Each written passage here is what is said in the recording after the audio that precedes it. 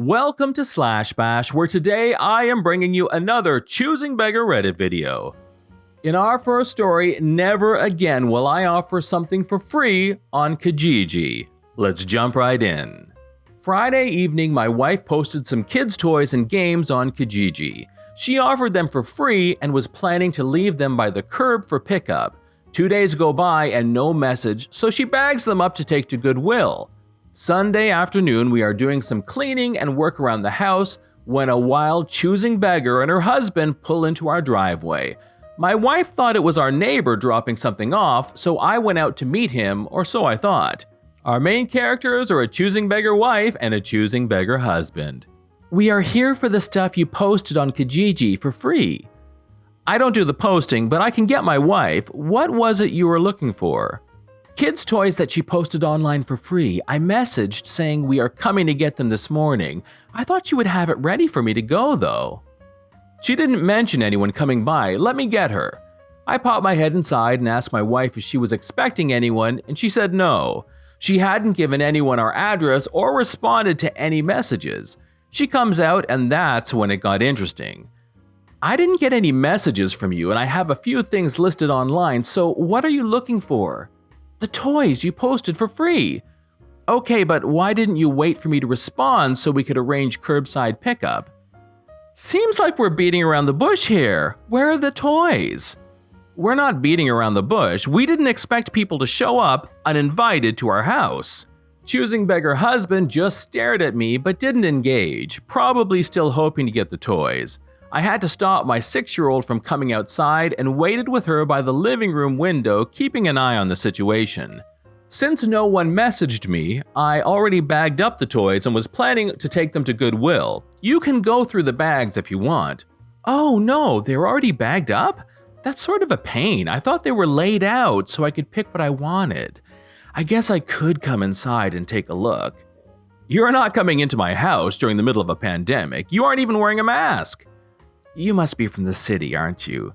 We live in the country and my wife grew up rural, so she didn't take too kindly to that. You can get in your truck and leave now. Why? What's the problem? What's with the attitude? Leave my property now before I have you charged for trespassing. Choosing beggar husband and choosing beggar wife didn't say another word. They got into their truck but made sure to flip off my wife while leaving. We checked her phone and choosing beggar wife had messaged her on Kijiji less than 20 minutes before they showed up. We also didn't include an address in the ad, so they found us by identifying features in the front of our house. Then we got a message from choosing beggar wife. You have a aspine attitude. You showed up uninvited to my home during a pandemic. You were extremely rude and were the person in the wrong, not me and my aspine attitude. I took a picture of your license plate, and if you ever show up here again, I will call the police and have you charged for trespassing. After that message, she blocked the account and removed all our Kijiji ads. I think we will just donate to the Goodwill from now on, or at least never list anything for free again. Story number 2, free breakfast for the whole family. I'm not sure if this strictly qualifies as choosing beggars, but see what you think.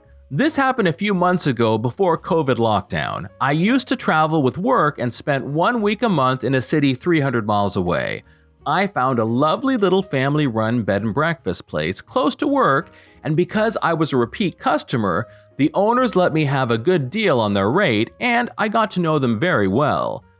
There were only about 6 rooms in the place that were let out. This was a city on the coast that was the starting point for cruises, so mostly guests only stayed the night before their cruise sailed, not a few days. One morning, I was just finishing breakfast. The B&B offered full English breakfast as standard: sausage, bacon, eggs, tomato, baked beans, mushrooms, etc., along with the usual toast, croissant, cereals, and juice. I usually just got toast because a full cooked breakfast would just make me want to go back to bed. Anyway, the B&B owner did the breakfast cooking, and he was popping in and out of the kitchen to check on the guests and take orders when the doorbell went. It was new guests arriving. Check-in times were 2 p.m. at the earliest. because checkout was 11 a.m., and that would give him time to get the rooms cleaned. We could hear him explaining this. It was all in their paperwork and on the website, and times had been clarified at booking. The new arrivals kept arguing. They wanted to leave their luggage somewhere. Why couldn't they leave it in their room? Because it's not their room just yet. Other guests were still using it. David, the B&B owner, tried to explain that there wasn't space to leave their luggage other than in the dining room, and that was a public area. And then they came marching into the dining room, 4 adults and 4 children or teenagers. They asked where they should sit for breakfast. David explained that the breakfast was included after a night's stay, not before. And according to his records, only 2 adults and 2 children were booked in, not 4. At this point, some of the other guests were leaving. We're British, we aren't good with people making a public spectacle.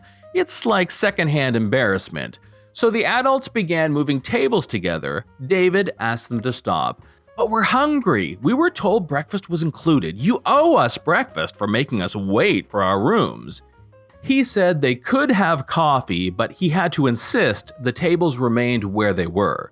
This wasn't good enough. The children and teenagers started whinging about wanting breakfast and started attacking the self-serve buffet area, where cereals, pastries, and yogurts were set out. David asked them to stop. That if they continued, he would have to increase their room rate, and they laughed, saying, "We're not staying here." It turned out that one family of 2 adults and 2 children were staying overnight before setting off on holiday the following day, and they'd met up with friends, the other 2 adults and 2 children, and told them to come and get free breakfasts at the B&B. One of the adults started bitching about the room rate and how it was so expensive that they deserved to get unlimited food, and the owner had been so unwelcoming and so rude as to order them around that they deserved money off the bill. Then they started chuntering about leaving bad reviews on TripAdvisor and Google, so he should make it up to them. All of this took less than 5 minutes start to finish. It ended when David picked up their luggage and put it outside and told them to check their terms and conditions, which included a good behavior clause. One of the other guests asked if he should phone the police. One of the women burst into tears saying her holiday had been ruined and she was going to sue for the cost of the cruise that she wouldn't enjoy, and one of the teenagers threw a yogurt against the wall. The other guest got his phone out and said he would be happy to give the police a witness statement that this rabble was assaulting the owner. Lots of shouting, threats, and noise, but they ended up getting locked out. At breakfast the next day, David told me that they had come back at 2 p.m. expecting to check in as normal and weren't happy that he'd canceled their booking because of their behavior. He said guests like that were the type that would deliberately wreck the place and then demand money off because the place was wrecked. Who the hell would want to be a small business owner and deal with the general public? Story number 3, I want the Coca-Cola, not the off-brand one. In times long ago, before the world was ruled by chaos and a certain virus, I walked from home to my university. On the main square of our town, a beggar approached me. There's a lot of them in my city, and you have to be careful because most of them work for a cartel and get picked up by a Mercedes or Audi at the end of the day. That's why I usually don't give them money. On that day, I found a 10-euro banknote on the sidewalk, so I felt generous. I approached a teenager selling the type of magazines that they usually sell and asked him if I can buy him breakfast. So I took him to the bakery, asked him what he wanted. I thought he might choose some sort of simple sandwich and was ready to get him something to drink too. But no, he ordered one of the most expensive sandwiches, then turned to me and said in broken German that he wants a Coke to drink. I went to the fridge and got one of the generic brand Coke bottles. When I turned back, he had also ordered a cake, and then he looked at the bottle in my hand and said, "But I want a Coca-Cola, not that stuff." I was so confused that I pressed the bottle in his hand, said he should be happy, and paid for that stuff and left. It nearly took the full 10 euro to pay for that stuff, and I didn't even get something for myself. That was the last time I did that. Sometimes I'm sad that I don't want to do that anymore. Instead, I sometimes pay for a stranger's coffee in a coffee shop or buy cookies for my scout group. This is John from Slash Bash. Thanks for watching. If you've enjoyed the video and want to see more of them, then hit that subscribe button. We would love for you to drop a like, share it with your friends, and we will see you in the next one.